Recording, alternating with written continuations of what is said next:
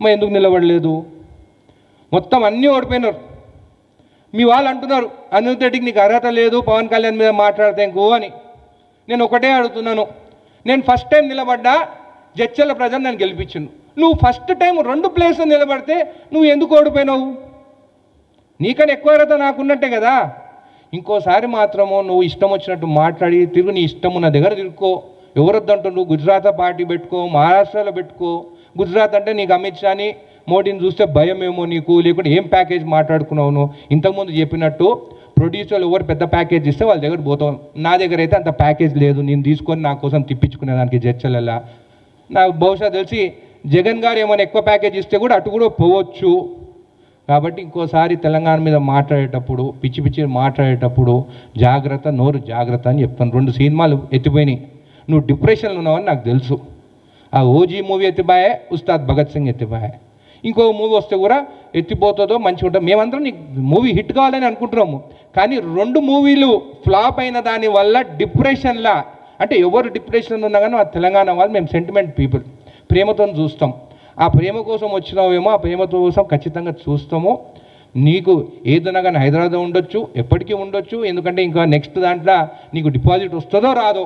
అసలు ఆంధ్రప్రదేశ్ మీ సీట్లు మొత్తం గెలిపిస్తే ఈరోజు వాళ్ళని వదిలేసి నువ్వు ఇక్కడికి వచ్చి హైదరాబాద్లోనే ఉంటున్నావు. దాని గురించి మనం ఆలోచించు.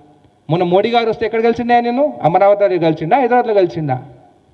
హైదరాబాద్లో కలిసిండు. నేను ఏదంటే అది మాట్లాడి రెచ్చగొట్టి ఎంటుకలు ఎగరేసుకుంటా, నాకు అన్ని ఎంటుకలు లేవు అనుకొని ఇలాగ ఎగరేసేటట్టు.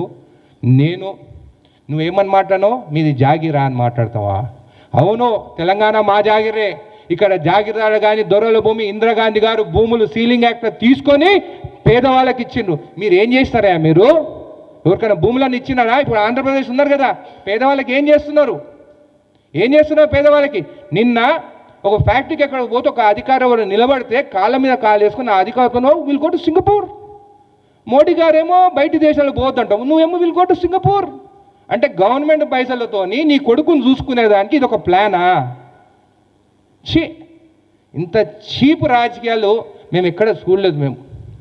మా బ్రతుకు మేమేమో తెలంగాణలో మేము బ్రతుకుతున్నాం. ఏదో ప్యాకేజీల కోసమో ఏదో ఎంత మాట్లాడుకున్నావో రేటు నువ్వు తీసుకో. ఎందుకంటే నువ్వు రాజకీయాలకు వచ్చిన తర్వాతనే బాగుపడ్డావు. రాజకీయాలు రాకముందు నీ మూవీలన్నీ ఫ్లాప్ అయితే రోడ్డు మీదకి వచ్చిందని ప్రతి ఒక్కరు మాట్లాడుతున్నారు. నెలకి 50 కోట్ల ప్యాకేజ్ తీసుకుంటుందని కూడా బయట ప్రజలు మాట్లాడుతున్నారు.